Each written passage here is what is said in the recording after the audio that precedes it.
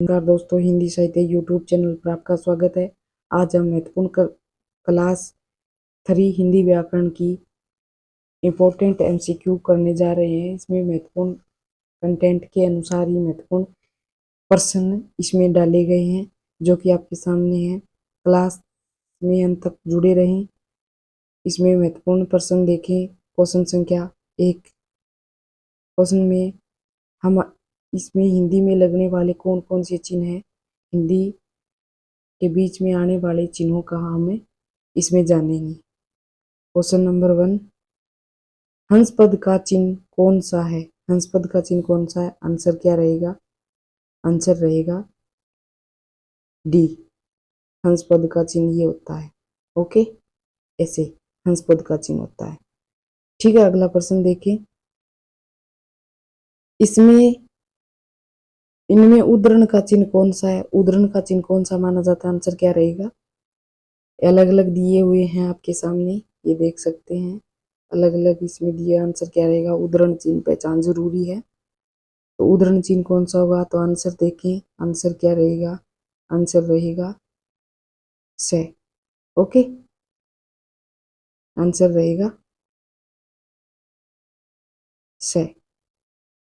इनमें से संबोधन इनमें से संबोधन का चिन्ह कौन सा है? संबोधन का चिन्ह कौन सा है? आंसर क्या रहेगा? आंसर रहेगा ए। ये संबोधन का चिन्ह है। ओके, ऐसे डॉट आएगा। ठीक है, ये संबोधन का चिन्ह है। ओके, चलिए आगे प्रश्न देखिए। Question number 4। क्वेश्चन नंबर 4 इसमें क्या पूछ रहा है? अल्प विराम विराम का चिन्ह कौन सा है? अल्प विराम का चिन्ह कौन सा है? तो अल्प विराम का चिन्ह देखें। आंसर क्या रहेगा? आंसर रहेगा ये, ऐसे अल्प विराम इसको बोलते हैं। कोई भी शब्द लिखा गया उसके बीच में ये अल्प विराम लेते हैं। ठीक है, ये अल्प विराम लेते हैं। ठीक, आगे का क्वेश्चन देखिए। Question number 5। क्वेश्चन नंबर में इसमें वर्जन का चिन्ह कौन सा है? वर्जन का चिन्ह कौन सा रहेगा? आंसर देख सकते हैं कौन सा है। अलग अलग चिन्हों की पहचान होना बहुत जरूरी है, क्योंकि इनमें से हिंदी एग्जाम के जो भी महत्वपूर्ण इंपॉर्टेंट क्वेश्चन है वो इसमें से सीधे उठा लिए जाते हैं। चलिए इसका आंसर देखें। आंसर क्या रहेगा? आंसर रहेगा ए। ऐसे dot dot dot dot dot ऐसे है ना। इसको हम जब कोई भी लिखा होता है, कोई भी पंक्तियां लिखी होती है, उसके बाद में ये ऐसे ऐसे निशान होते हैं ना, ऐसे निशान बनाते हैं। ये चिन्ह होते हैं, ये चिन्ह होते हैं, ये चिन्ह। ठीक है, अगला प्रश्न देखें। विराम चिन्हों का संगत प्रयोग देखना है। निम्नलिखित आगे के प्रश्नों में विराम चिन्हों का प्रयोग, विराम चिन्ह कौन से में प्रयोग किया गया है? कौन से प्रश्न में? देखिए प्रश्न संख्या 6। प्रश्न संख्या 6 में देखिए आंसर क्या रहेगा। विराम चिन्ह देखते ही पहचान होनी चाहिए। तो विराम चिन्ह आंसर क्या रहेगा? आंसर रहेगा आंसर आंसर ए। आंसर रहेगा ए। इसमें विराम चिन्हों का प्रयोग हुआ है। ये विराम चिन्ह है। ऐसे डॉट लिखकर इसके ऐसे रोकते ना, थोड़ा बिंदु लगाकर नीचे कोमा लगाते हैं, तो इसका अर्थ है ये विराम चिन्ह है। ठीक है, आगे चलें। अगला प्रश्न, इसमें से हमें विराम चिन्ह का ही देखना है। आंसर इसका क्वेश्चन नंबर 7 का आंसर क्या रहेगा? आंसर रहने वाला है ये द। मैं यदि कहूं कि जीवन मृत्यु में से आप किसका सबसे पहले वर्णन करेंगे, तो आपका उत्तर क्या होगा? बताइए, बताइए। इसमें देखो ये विराम चिन्ह यहीं प्रयोग हुआ है। कहाँ हुआ है आपको बताएं आंसर में। ये देखो यहाँ पर प्रयोग हुआ है। ठीक है,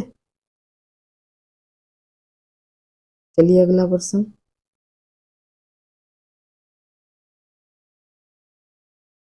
अगला क्वेश्चन नंबर 8, अर्ध विराम का सूचक चिन्ह कौन सा है? कलर चेंज हो गया ना, कलर ले लेते हैं। अर्ध विराम का सूचक चिन्ह कौन सा है? अर्ध विराम का सूचक चिन्ह कौन सा है? अर्ध विराम का सूचक चिन्ह कौन सा? आंसर क्या रहेगा? आंसर रहेगा अर्ध विराम का सूचक चिन्ह। आंसर ये है ब, ये अर्ध विराम का सूचक चिन्ह है। ठीक है, अगला क्वेश्चन नंबर लास्ट 9, किस वाक्य में विराम चिन्ह संबंधी विसंगति है?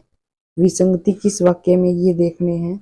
आरपीएससी, पीसी, पीएसआई एग्जाम में पूछा गया है, ये महत्वपूर्ण प्रश्न भी है। देखें क्या है, किस वाक्य में विराम चिन्हों संबंधी विसंगति है? किस वाक्य में है?